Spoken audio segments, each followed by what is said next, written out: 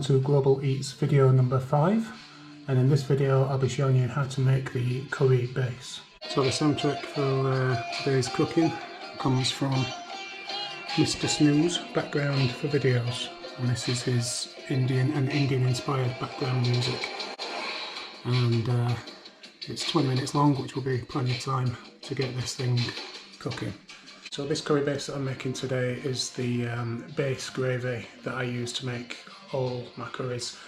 You may have come across the term BIR curry before, and maybe you've wondered what that meant. It stands for British Indian Restaurant, and basically what it means is that you're making the curries in the style that you would expect to find in any takeaway or restaurant in Britain.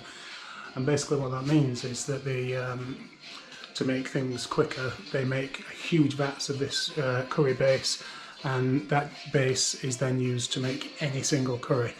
So it's not spicy, it's not very flavourful. You would never eat it by itself. What you do is you use this base and then add other spices and chilies to make whatever curry you're making.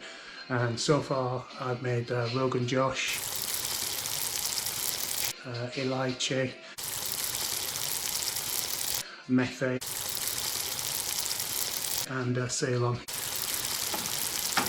using this exact same base. So I'll just run you through the ingredients. So the ingredients to make the base, as you can see, there's a lot of onion. There's 6 tennis ball sized onions, which are chopped not very small, just into chunks is fine, because it all gets blended at the end. You've got 1 green pepper, some chopped ginger, about 2 centimetres by 1 centimetre, 5 garlic cloves. Again, you don't have to finely chop them because it does all get blended at the end. Half a tin of tomatoes, and then you've got the spices, and in there you've got some salt, cumin, coriander and turmeric. You don't add chili to the base, because if you add chili to the base then you really can't adjust the heat once you come to making the actual curry. 400 ml of vegetable oil, which sounds a lot, but it does end up making between 10 and 12 curries. You don't have to put that in. I used to make it without, and the curries were really nice, but then since I've started adding the oil, they have the quality's just stepped up a notch. It makes for a thicker kind of sauce when you're making the curries. So it's not the healthiest of bases if you put the oil in, but you know, if I die of a heart attack by the time I'm 50, at least I'll go knowing I made some really good quality curries. Okay, so when I was looking on YouTube for YouTube videos for making curry base, some of them were like 2 hours long. I don't know how you would make a video that long to just make a simple curry base. I mean, the whole thing only takes 1 hour and 20 minutes to cook, so and it's very simple, because basically all you do is chuck everything in. So I'll start with the oil. So I've got that on a high heat, and then basically all of this is going in there. The only ingredient that doesn't go in at this stage is the tomatoes. So basically just throw everything in the pan. And the last thing to go in is 2 litres of water. Just give that a stir. So on a high heat, and we're going to wait until this starts boiling. As I say, that's all the ingredients in there apart from the tinned tomatoes, which will go in about an hour.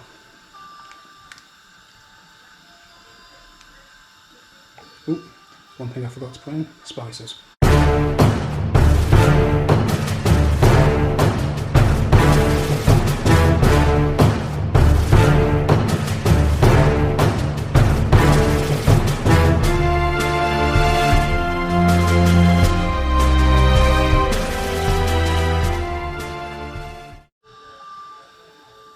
Yeah, it wouldn't have been very tasty without the spices. So now they're in. Just give that a stir, get all the spices blended in there. And then just wait for it to start boiling. So this curry base recipe is one that I found on a website called curryrecipes.co.uk, which as is just the best place to go and get fantastic recipes for BIR style curries. I can't remember whose base it was, so I apologise for that. If anyone can tell me, let me know, and I'll put the link in the comments below. If you do use these recipes or you do like these videos, then it would be really cool if you could leave a like, subscribe, leave a comment. And the more people that do that, the more likely it is that YouTube will actually start displaying it in its search results, because it appears that's how it works. So at the minute, no one can find my videos. So if you do watch it, just click on that thumb, leave a comment, subscribe if you want, and that will really help the channel out.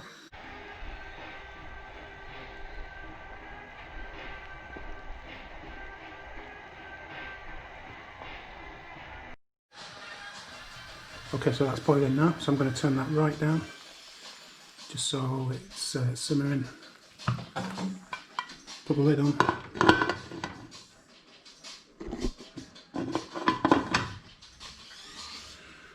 And then I'm going to leave that for 1 hour. Okay, so that's been simmering away for 1 hour. So now all we need to do is just add the final ingredient, which is the chopped tomatoes.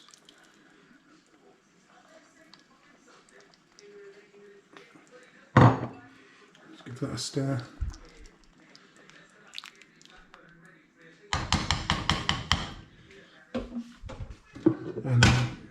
And then cover and leave for another 20 minutes. So that's been cooking for an extra 20 minutes with the tomatoes in. So that's all done now. So I can take it off the heat. And I'm going to leave that to cool for about an hour, and then I'm going to blend it. Okay, so that's been sitting for about an hour. So all that's left to do now is to blend it and to separate it into different portion sizes. And I've now got the apron on to protect my gong shirt, which took a bit of a battering last week, because this is where it starts to get a little bit splashy. So I need to blend this twice, because the blender's not big enough. So I need to blend half of it and then transfer that into another pan, then blend the other half and then put it all back into this pan. So that's the next stage.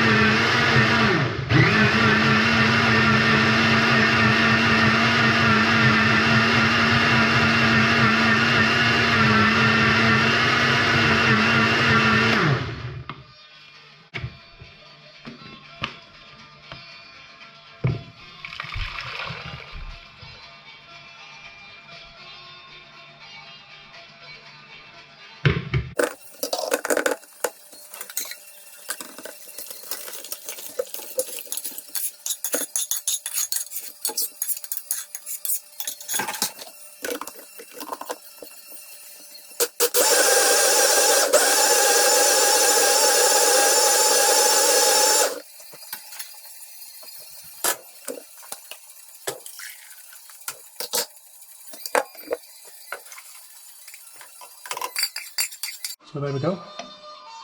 That's all the curry base done now. So all I need to do is to put it into containers. I'm going to use one tonight and freeze the rest. Okay, so I've got my Tupperwares ready, I think these are a mix of ones that have been shop bought from the pound land, and maybe a couple of old takeaway ones thrown in there. I usually put in about 400 millilitres of base in each one, and that will make one curry, but a curry that is enough for 2 to 3 portions.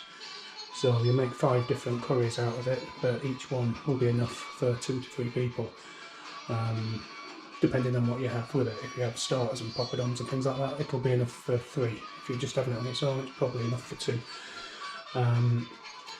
You usually get 5, sometimes 6 out of this. It does vary. I'm not sure why, because I always make it the same way. I think it must be, some onions must have more water content in or something. I don't know. But yeah, so the next stage is to separate this into 400ml portions, and we'll see how much we get. So there we go. We've got 6 portions of curry base. I put 400 in each, so that would be 2.4 litres, which makes sense because I put 2 litres of water in, and 450ml of oil. So there was a little bit of curry base left over, so but not enough to make another portion.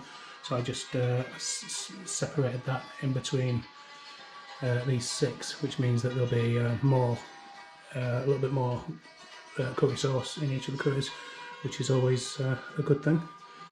So these 5 I'm going to let cool down, and then I will put them in the freezer, and they will be the next 5 weeks worth of curries. I always have a curry on a Saturday night. You can keep it in the fridge. It keeps for about a week in the fridge. And this one, the 6th one, that will be making tonight's curry, which will be decided will be a jalfrezi. So that's all ready to go, and we've got the onion salad made, the raita, with some mango chutney and some lime pickle to go with it. So we're all set to go.